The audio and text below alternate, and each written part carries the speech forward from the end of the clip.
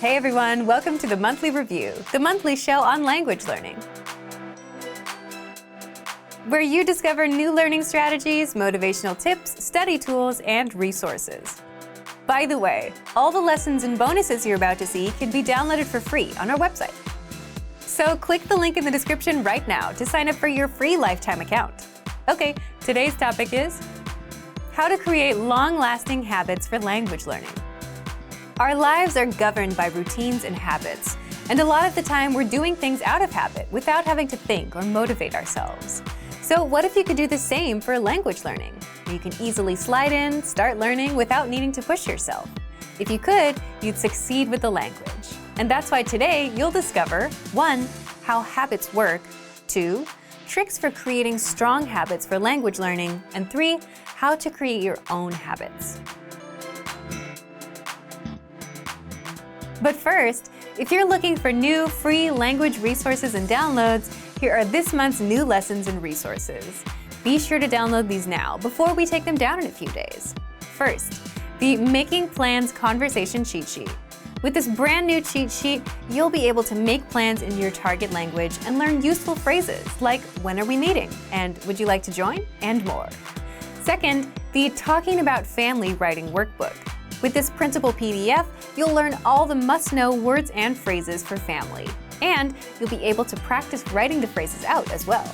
Download it for free right now. Third, can you talk about space in your target language? Learn how to say star, sun, planet, and much more with this quick vocab bonus. Fourth, must-know words for energy production. Learn how to say solar power, battery, windmill, and much more with this 1-minute vocabulary lesson. Fifth, the 20 phrases for daily routines. If you can't talk about your day yet, this 1-minute lesson will get you speaking. You'll learn the must-know phrases, from talking about waking up and brushing your teeth, to dinner and going to sleep. To get your free resources, click the link in the description below right now. They're yours to keep forever. Okay, let's jump into today's topic. How to create long-lasting habits for language learning. Part 1. Tricks for creating strong habits for language learning. Is language learning a habit for you? If not, then you've probably tried and struggled with creating that habit. Why? If you think about it, the way our behavior works is, if you get a good result or reward, you do it again. And if you get punished, or if you don't see a good result, you tend not to do it again. So we're all kind of wired to want results, to stay motivated or see progress. But with long-term goals like language learning or fitness, for example, it takes that time to see some results. So it's understandable why it's hard for learners to make language learning a habit. You can come up with a nice routine on paper, but if you can't physically stick with it, it's kind of useless. The trick is to keep going until it becomes a habit. So what should you do to create a habit? Well, there are a few tricks for that. First, set a specific time and location dedicated to learning language. That could be your house, a cafe, or on the train. The reason you should start with time and location is because many of our habits are ruled by time and location. If it's 8 p.m., we know it's dinner time. If it's midnight, it's time to brush your teeth. And if you're at the office, a location, it's time to work. And if you're at a gym, it's time to work out. So by doing this, you give yourself a plan to work from.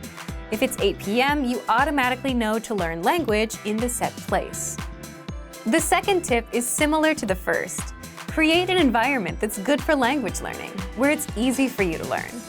As mentioned earlier, location can set the theme of your behavior and habit. If you're in a library, you're more likely to read. If you're at the gym, you're more likely to work out. So you can turn a room or a corner of a room into a learning space where you can easily pop in and start learning without getting distracted by TV, your phone, or a pile of clothes on your couch. Again, your environment can make it easy to stick with habits, or it can break your habits. For example, if you want to work out, if you had a gym on the first floor of your building, it'd be much easier to go, right? But if it was 5 blocks away, then it's out of your immediate environment and not as easy to get to. Similarly, if you decide to learn a language on the couch and next to your TV, it won't work out as well because your environment isn't suited to learning. You'd want a place with no external distractions. The third thing you can do is piggybacking or habit stacking. In other words, combining a habit that you already have with a new one that you want to have.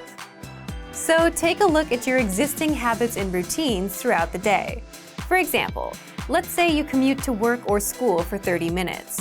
If you can multitask while doing this, then this is a great place to squeeze in language learning. If you eat lunch at 1 p.m., you can piggyback on top of this routine and listen to our audio lessons. And there's a good chance it will stick, because you're piggybacking on top of an existing habit that you have no problem sticking with. The fourth tip is called the 2-minute rule. In other words, just learn a language for 2 minutes and then walk away. The whole point here is to master the habit of showing up and learning. 2 minutes isn't enough to make progress, but for a beginner who doesn't have good habits to start with, this is more than enough. It's enough to build a habit. Remember, with habits, it's not about how many hours you put in right now, it's how many times you've done it, the frequency. So someone that did 100 2-minute lessons for 2 weeks will have a much stronger habit than someone that learned for 1 hour a day for 2 weeks and wore themselves out. The fifth tip is to track your habits, and it's something you can do with a calendar, where you cross the days on a calendar every time you learn your target language. Having that habit tracker does 2 things. First, it keeps the habit on top of your mind, and second, it gives you that reward or result. So if you're consistent, you have the visual proof right in front of you. If you're not, well, at least now you know your progress.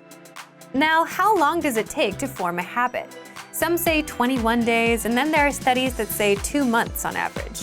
But remember, the most important part, again, is frequency. The current habits you have, you've done them hundreds and hundreds of times, which is what makes them automatic. So if anything, you'll want to aim for frequency instead of a specific number of days. Now, what about you? How can you apply these tips? Let's get into part 2. Part 2. Recap on how to create your own habits. As you already know, our lives are governed by routines and habits, and a lot of the time, we're doing things out of habit without having to think or motivate ourselves. Now, imagine if you could do that for language learning, where you can easily slide in and start learning without needing to push yourself. That's where habits come in. Habits start with a cue, which is an outside signal. For example, it's 8 p.m., or you smell some food at 8 p.m. Then a craving. If you eat dinner at 8 p.m., you'll start wanting to eat. Then the response, you eat. And then the reward, you feel satisfied. But building habits is tricky, especially when there's no instant reward. And there's no instant reward with language learning.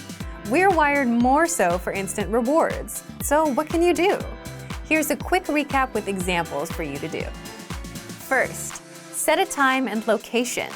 This one depends on you and how much free time you have.